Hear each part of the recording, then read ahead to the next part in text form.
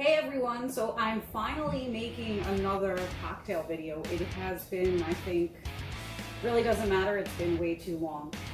And I've decided it's my favorite time of year, and let's do some spooky cocktails, Halloween themed cocktails, whatever you want to call it.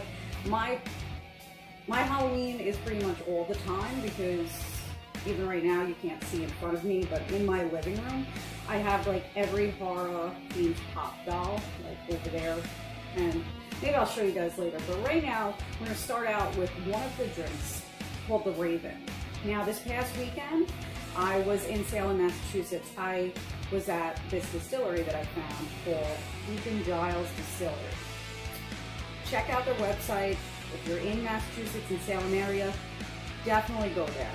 Awesome drinks and infusions and this and that. So I decided, because we didn't have any in the house, to get some absinthe. Yes, absinthe. Now, there are so many things people hear about absinthe. Think of what was that, the Euro trip with the wormwood and trips, tripping, this and that. Now, people talk about the wormwood and how it makes you hallucinate and has hallucinogenic properties and this and that. So people always go nuts over, ooh, you have absinthe? Well, some people. But so it really is not hallucinogenic at all. It is actually the thujon that is found in the actual wormwood. That is what is said to have like a hallucinogenic effect. But it really is just because absinthe is a very high proof alcohol. And because of what it's made with, it gives you a different type of feeling than when you drink certain alcohol. Now, when you drink tequila, it's a stimulant, as all other alcohol is usually a depressant. Kind of similar to that. Everybody say hi to Brody. Yeah, Brody. He doesn't want to bother, but that's Brody. Anyway, so we're going to start with our first drink. As I said, it is called the Raven. We're going to use a rocks glass, and for you all, I'm going to make sure I use jiggers. Now, for me, I usually for anybody out there that also does some bartending or mixology. To make a drink consistent, you always want to use a jigger. So for me, showing you this is me to just giving you the exact amount, so you can make this cocktail exactly. So now this jigger is my favorite. I got it on Amazon. It literally has anywhere from a ½ ounce to 2½ ounces marked in like a rib jigger. So we're gonna do, oh, it also has, I didn't even realize that, it has milliliters on there, tablespoons on here as well. So we're gonna do, let's do 2½ ounces of this. Yes, this is gonna be a short cocktail. I'm telling you, you have to check out this distillery if you're over in that area. Now, decided to get some crushed ice for us for this one.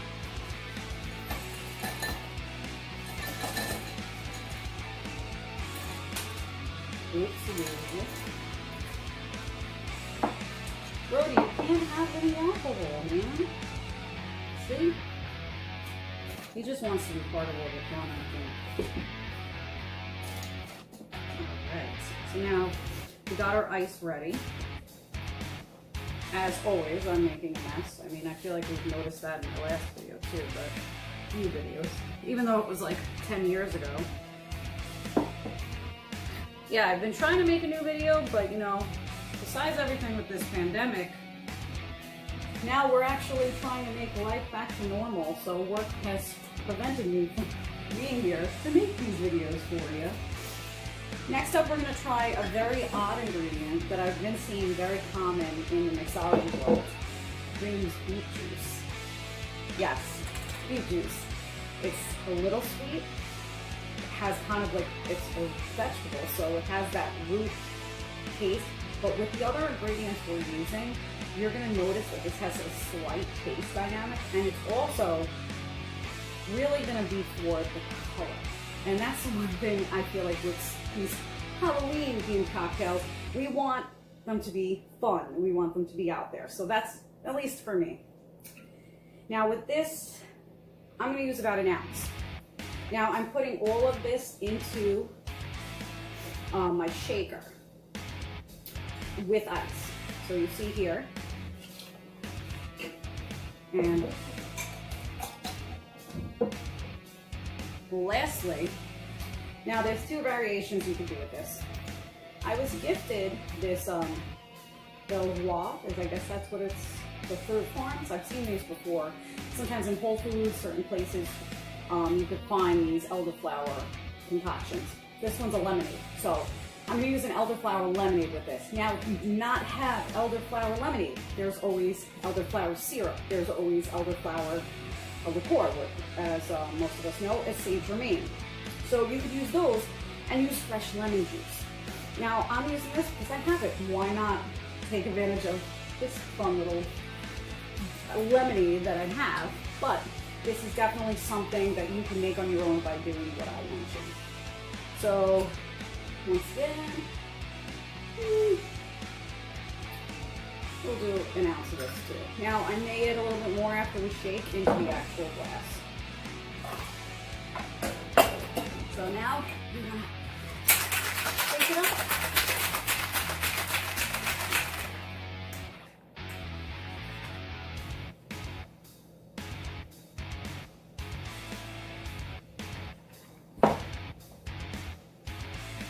You guys have to see this color. I feel like we're working with fake blood right now. I really do. I feel like I'm like in a movie. Because I also like deep juice when I get juices and stuff at like the local juice bars or whatever. So I know how deep and how much to be careful because even white counters, this will stain.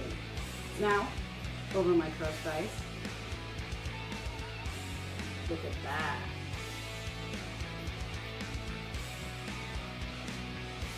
And there you go. It was all of my ounces and measurements, this and that will be listed at the end of this video, so you'll be able to see exact. Unless I'm gonna make this even scarier.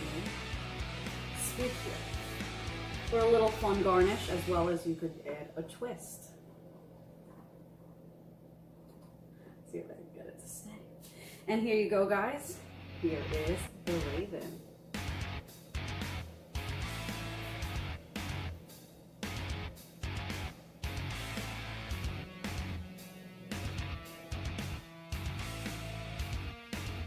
All right, guys, so the last cocktail was the Raven. Now, after I had a few people, just kidding, just one person shows up who's sitting on the couch over there, try the drink as well as myself. It's very absinthe forward. So now, what I'll tell you, Joe likes a strong drink, I like a strong drink. My measurements, do that. You'll love it. If not, you want just a hint of the absinthe. Instead of doing 2.5 ounces, do 1.5 ounces, and then add more of your elderflower lemon juice or elderflower lemonade, as I have here. Now, up next, we're gonna start a new cocktail, which most of my drinks I feel like are gonna be the same color because I love that burgundy red color. This one is gonna be called the Mortician. Now, I'm a fan of the Addams Family year-round. It doesn't matter if it's Halloween. So it was a little weird for me because I'm like, I'm making these cocktails about TV shows that I watch and things that I like all the time because I like spooky things all the time. So now, this one, we're going to use actually Bewitching bitters. If you don't know, this is my bitters company that I am starting. So this one is made with HibIZZcus, slight ginger, it has rose hips in it, and a few other things. So it's a very, very different taste within one. So we're going to use that. Let's see, what else we have? We're going to do a Mezcal. Okay, now a Mezcal is similar to a tequila. So now we're going to use Mezcal. As I said, very similar to tequila. Now, tequila has been upcoming a lot lately because people are starting to realize that Añejo, Reposado, as well as the Blanco silver tequilas are all aged with the agave plant for a certain amount of time, or the least amount of time, and that's how they determine the age. Mezcal is similar, but it's in certain regions as well as different agave plants, and usually in clay pots. Now, as tequila is made in copper pots. So, if you guys are interested in more of a lesson on tequila, I could totally make that video for your comment below. Let me know if that's something you want. But right now, let's get back to the Morticia. All right, now also with mezcal, it's more of like a smoky flavor. Like you could smell it, kind of like a scotch. Scotch, you smell it, like that smoky, like even when you taste it. So that's what you're gonna feel with this. Now we're gonna use this pretty glass. I thought it reminded me a little bit of Morticia. So we're gonna do 1.5 ounces.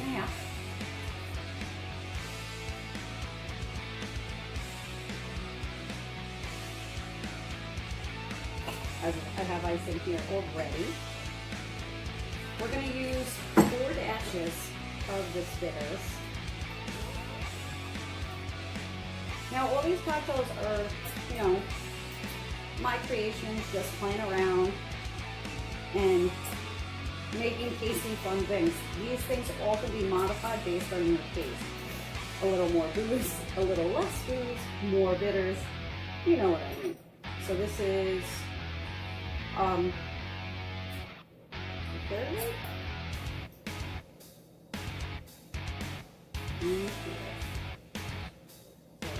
out the hibiscus bitters. Now also, you do not have hibiscus bitters with the rose and all the stuff that I said, which I will also post on where you can purchase it.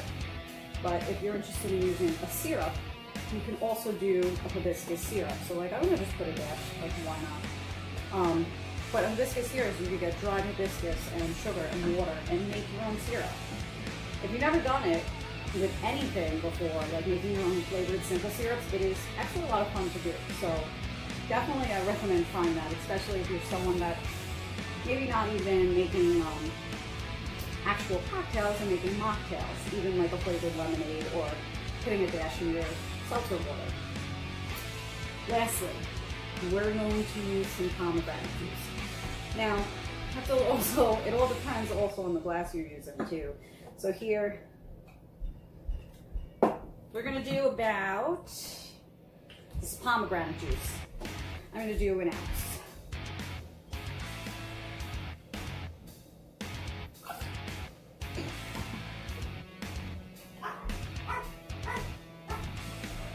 See how much editing I always have to do? Now you're gonna shake this up.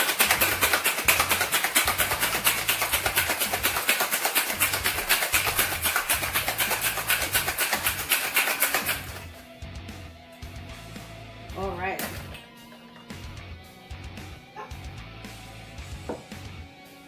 Ooh, this is cold. You can't even open it, so.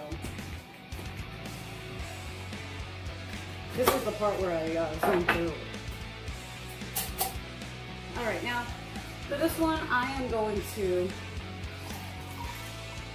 gently.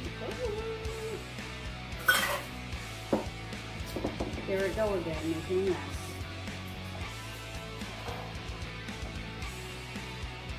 So you see the color is very similar to the last one. And I'm going to take 2 of the cubes. The reason I strained it cold and left the cubes is because it is such a narrow, small, and it's a champagne flute, so you want to be careful because you don't want to break the glass, and it's a very delicate glass. All right, and then I thought, why not garnish it? Even though she cut the rose off and just leave a stem, I thought it would still be fun to take this and use it as a garnish. Here you have it. Here is the Morticia.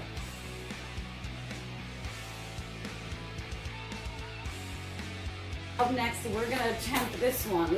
Everyone seems to like this one, and this one is, I feel like, always trending. It's the candy corn martini. So I'm gonna play with this as much as I can because there's so many different variations. I did not make my own infused candy corn vodka. We all could do that. There's recipes all over online. Just for me, I just haven't had the chance to do that, so I decided to use a different recipe, which included some kind of whipped cream, vanilla vodka, I've seen cake vodka here and there. So we got our martini. So we got our ice, this one. So I'm going to add a little bit of a pumpkin cream at the end, but right now we're going to use some pineapple juice, because that's what it's called for, and some vanilla vodka. Now, this glass is probably about 3.5 ounces about. So all martini glasses are always bigger or smaller, so you play it by ear, but based on mine.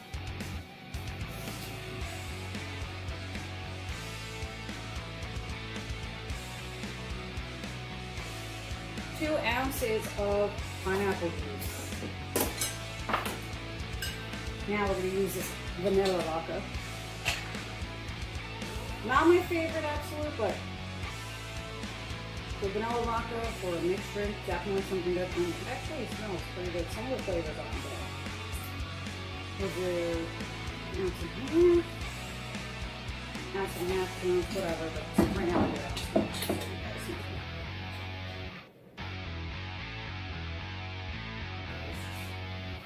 Some grenadine to the bottom. So now, pretty much with this, you have to be careful. Grenadine, so sweet, we all know. You're going to put a dash at the bottom. So now you can play with it. Like, you can start to see the color change. And now you'll see the color of orange on the bottom. You have your yellow base. Oh my God, are we ready for the fun part? This is fun.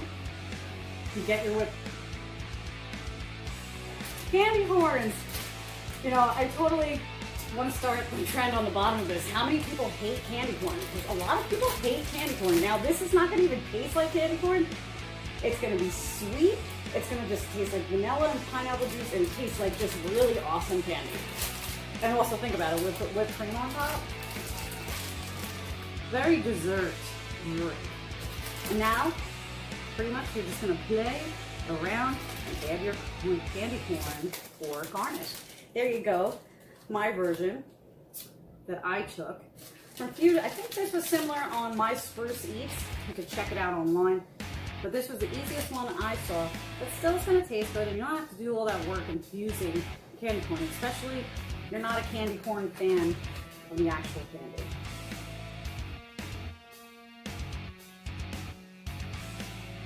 Alright, so this last one is fun, it's easy, and I'm telling you to do whatever you want. I don't want you to listen to my calculations, my measurements, blah, blah, blah. Ice cream.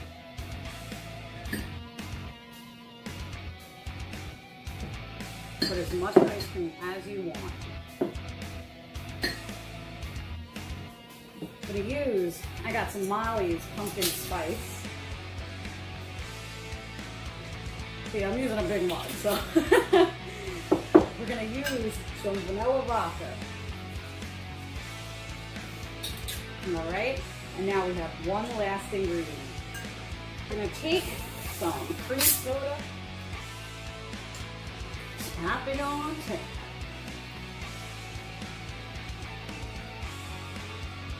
Oh no!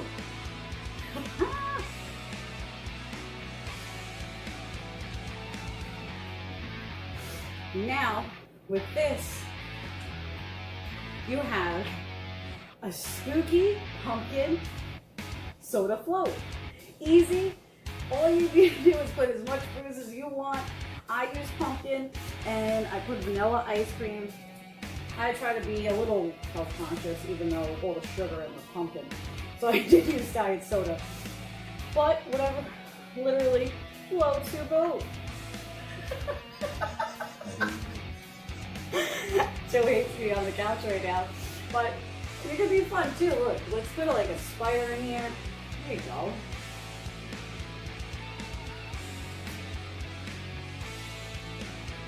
And cheers. So here you go. Here are all fun cocktails I made. Halloween themed, spooky bait themed, whatever you want to call it, but I haven't been around, I haven't made a video for a while, and I decided, why not, for the season, be able to share with you guys some cocktails, spooky themed. So I hope you all enjoyed. Comment below on anything that you guys would want me to make a video, either about a certain liqueur or liquor, or how I make my bitters, or I don't know, anything. But thank you for watching. Please subscribe. Happy Halloween.